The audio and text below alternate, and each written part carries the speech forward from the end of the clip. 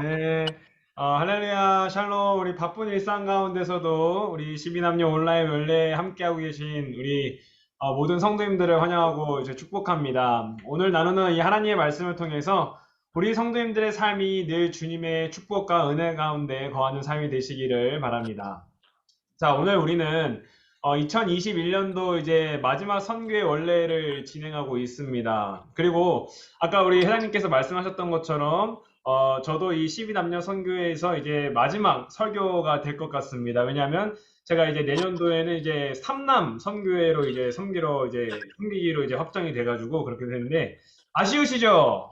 음, 네, 별로 아쉬워하지 않으신 것 같아서, 네, 매우 안타깝습니다. 장난입니다.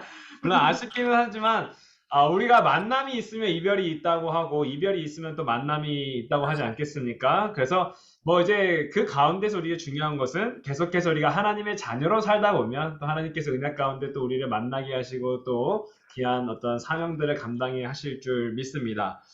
자, 아무튼 우리 성도님들 2021년도를 사시면서 정말 고생 많으셨습니다. 아마 한 해를 돌아보시면은 정말 여러 가지 힘든 일들이 이제 많으셨을 것 같아요. 제가 뭐 많은 성도님들과 얘기를 나눴던 건 아니지만 이제 뭐 전화 통화를 하다 보면 코로나 시기임에도 불구하고 정말 뭐 더 바쁘게 보내신 성도님들도 계시고 또 그 가운데 정말 가정적으로 이제 자녀들을 양육하시기 위해서 또 관계적으로 힘드신 일들, 뭐 해야 될 일들, 뭐 이런 것 때문에 정말 어려운 시기 또 정말 힘든 시기를 보내신 성도님들 정말 많으실 거라 생각이 듭니다. 저도 제 일련의 삶을 돌아보니까 제가 하나님의 말씀을 전하는 사람임에도 불구하고 정말 때로는 불평과 원망이 있었고 고민과 또 좌절하는 그런 순간이 있었더라고요. 저도 이제 사역을 하면서 와, 코로나 갑자기 확진자가 막 늘어나게 되면은 막 사역도 갑자기 막 준비했던 거 다 취소되는 경우도 있고 완전히 이제 갈아엎어야 되는 그런 경우도 있고요.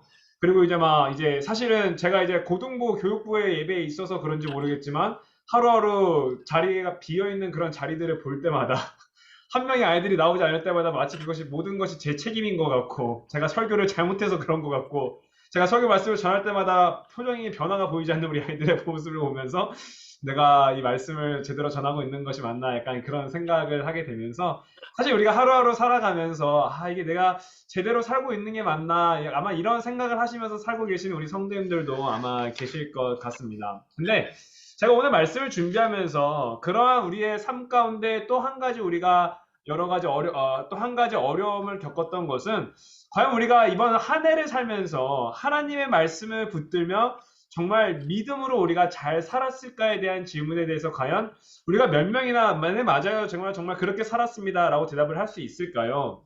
네. 사실 우리가 한 해를 돌아보면 우리가 하나님의 말씀을 붙드는 삶보다는 그러지 못했던 삶이 더 많았고 우리가 믿음으로 살아야 했지만 믿음으로 살지 못했던 순간이 아마 더 많았을 것 같습니다. 때로는 하나님의 말씀보다도 세상의 말이 더 내 마음에 와닿는 경우도 있었고 때로는 하나님의 말씀보다도 내가 하는 그 생각과 마음이 더 옳다고 여겨지는 순간도 아마 있었기 때문일 것입니다. 단적인 예로 뭐 제가 이것을 절대 누굴 정죄하기 위해서 말씀을 드리는 것은 아닌데 코로나가 심해졌을 때 내가 가서 예배를 드리는 게 맞나? 그냥 온라인 예배 드려야 되는 게 아니냐? 이런 어떤 갈등 가운데 고민하셨던 성도님들도 계셨을 거고요. 그리고 이제 뭐 온라인 예배를 드리시는 성도님들 중에서도 처음에는 이제 뭔가 그래도 내가 예배 드려야지 예배 자리 지켜야지라고 생각을 하셨지만 시간이 지나면 지날수록 변해가는 내 몸의 자세와 태도를 통해서 또 어떤 내 귀가 다쳐가는 우리들의 어떤 그런 신앙의 자세를 통해서 내가 하나님의 말씀을 붙들고 사는 것이 정말 어렵구나 이런 거를 느끼시는 성도님들이 아마 계셨을 겁니다. 그래서 제가 이 예를 통해서 말씀드리고자 하는 것이 무엇이냐면 우리가 하나님의 자녀이지만 우리가 하나님의 말씀대로 살아가기가 그만큼 어렵다는 것을 우리가 이 자리를 통해서 한번 공감대를 좀 형성해 보았으면 좋겠다는 것이죠. 자, 그런데 이제 그렇다고 우리가 하나님의 말씀이랑 멀어져서 우리가 하나님의 자녀임에도 불구하고 하나님과 멀어져서 살 수는 없지 않습니까? 왜냐하면 우리가 하나님의 말씀을 이제 붙들며 살아가지 않게 되면 우리가 하나님과 멀어지게 되고 우리가 믿음대로 살아야 되는 삶과는 정반대의 삶을 살게 되고 우리가 하나님과 멀어지고 믿음과는 정반대로 삶을 살게 되면 그것이 곧 하나님의 은혜와 축복과는 거리가 먼 삶을 살게 되기 때문입니다.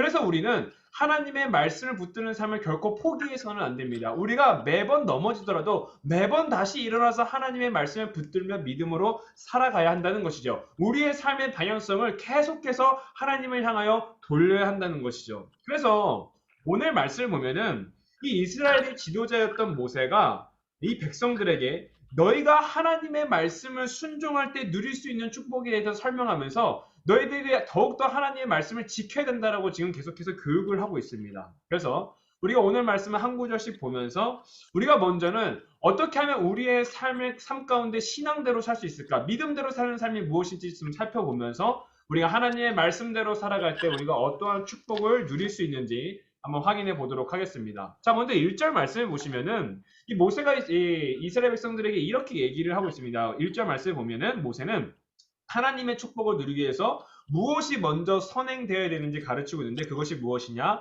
내 하나님 여호와의 말씀을 삼가 듣고 그리고 그의 모든 명령을 지켜 행하라고 가르치고 있습니다. 우리가 1절 말씀을 통해서 알 수 있는 것은 우리가 하나님께 은혜를 간구하기 전에 우리가 하나님의 축복을 누리기 전에 과연 우리의 삶이 과연 하나님의 말씀을 붙드는 삶을 살고 있는지 먼저 확인을 해봐야 한다는 것이죠. 그래서 첫째로는 우리가 먼저 하나님의 말씀을 듣는데 열심을 가져야 한다는 사실입니다.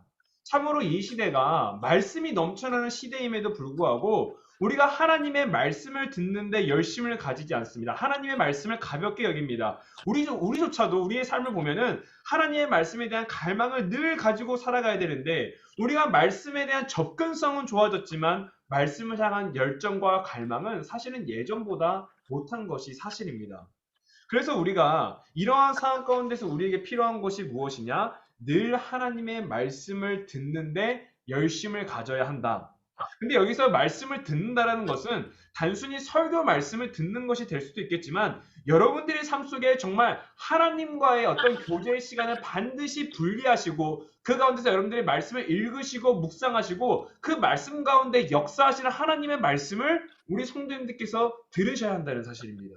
그래서 저는 물론 설교 말씀 예배 가운데 선포되는 하나님의 말씀을 듣는 것도 중요하지만 여러분들의 삶 가운데서 여러분들이 하나님께 결단하고 드리는 시간 가운데서 읽는 말씀 속에서 여러분들이 하나님의 말씀을 듣는 것이 굉장히 중요하다는 사실을 우리 성도님들께서 기억하며 나아가시기를 간절히 소망합니다. 둘째로는 우리가 이 말씀을 통해서 기억해야 되는 것은 우리가 말씀을 삼가 듣는 데서만 끝나는 것이 아니라 그 말씀을 지켜 행해야 한다는 사실입니다. 아마 우리 12남녀 성도님께서는 다들 공부를 해보신 경험이 있으실 겁니다. 근데 이 공부를 할 때, 물론 이제 뭐 저도 이제 뭐 공부를 열심히 했습니다. 뭐 잘했다고 말하기는 어렵지만, 공부를 열심히 했는데, 이 공부를 할 때, 이 공부를 잘하는 방법 중에 하나가 뭐냐면은, 이걸 들었으면, 이 교육을 받았으면, 이것을 실제로 적용해서 문제를 푸는 것이 굉장히 중요합니다. 그러니까 우리가 수학 문제에 대해서 어떤 이 공식이 이렇게 되고 이렇게 풀면 돼, 얘들아 해서 우리가 수업을 들었으면, 그 문제를 내가 암기를 하고 그 문제를 실제로 적용을 해야지만 이 공부한 것이 제게 되는 거죠. 아마 이 자리 가운데서는 뭐 예체능으로 교육을 이제 담당하시는 선생님들도 계실 텐데 뭐 체육, 미술, 음악 마찬가지입니다. 뭐 축구를 잘하기 위해서는 이렇게 차야 돼. 그렇게 말로만 듣는 것이 아니라 뭐 진짜 공을 직접 차보고 뭐 아니면은 뭐 이렇게 자세를 제대로 잡아보고 기초를 잘 쌓고 이래야지만 이제 정말 그 실력이 늘게 되는 것이죠. 마찬가지로 우리가 어떻게 하면 하나님의 말씀 가운데 나아갈 수 있느냐? 우리가 그 말씀을 지키기 위해서 우리의 삶 가운데 늘 적용하는 노력이 필요하다는 사실입니다. 그래서 우리 사랑하는 우리 성교회 여러분, 여러분들이 하나님의 말씀을 듣는 것도 중요하지만 그 말씀을 삶에서 늘 지키기 위해서 노력하시는 우리 성도님들이 되었으면 좋겠습니다. 그래서 사실은 어떻게 노력해야 되나요? 가장 쉬운 거는 사실 우리가 예배 때마다 계속해서 선포되는 결단이 있습니다. 그 결단을 실천하심으로 하나님의 말씀을 우리가 이렇게 실천할 수 있구나 이렇게 생각할 수 있을 것이고요. 또 여러분들의 이 말씀 가운데 주시는 감동이 있을 겁니다. 근데 분명히 그 감동 가운데는 이 삶과 여러분들의 어떤 그런 생각 속에서 분명히 갈등이 있을 것입니다. 하지만 그 갈등 가운데서 여러분들 하나님의 말씀을 한번 선택해 보십시오. 하나님의 말씀대로 지켜 한번 행해 보십시오. 그렇게 여러분들이 말씀을 지켜 행할 때 여러분들의 삶 가운데 여러분들의 신앙이 조금씩 성장하게 될 줄 믿습니다. 네. 지금 화면을 보니까 12남녀 성교회 원래 같아요. 정말 이 아이들과 사투하시면서 이 말씀을 사모하시는 여러분들의 모습을 보니까 자, 끝까지 얼마 안 남았습니다. 설교가. 네, 끝까지 힘내도록 하겠습니다. 자, 그렇다면 우리가 하나님의 말씀을 삼가 듣고 우리가 그것을 지켜야 할 때 우리가 어떠한 축복을 누릴 수 있느냐. 2절부터 6절까지 말씀을 보면은 이 모세가 너희들이 누릴 축복에 대해서 이제 나열하고 있어요. 먼저 2절과 3절 말씀을 제가 봉독하도록 하겠습니다. 내가 내 하나님 여호와의 말씀을 청종하면 이제 순종한다는 것이죠. 이 모든 복이 내게 임하며 내게 이르르니 어떠한 복이 임하느냐? 3절 말씀 보면 성읍에서도 복을 받고 들에서도 복을 받을 것이며 아멘. 자, 2절에서는 이 모세가 하나님의 말씀에 청종할 때 어떠한 복을 누릴 수 있냐고 나와 있는데 3절 말씀을 보면 성읍에서도 복을 받고 들에서도 복을 받을 것이라 얘기를 하고 있습니다. 이 성읍과 들이 의미하는 것은 우리 인간 생활의 모든 생활 반경을 의미합니다. 즉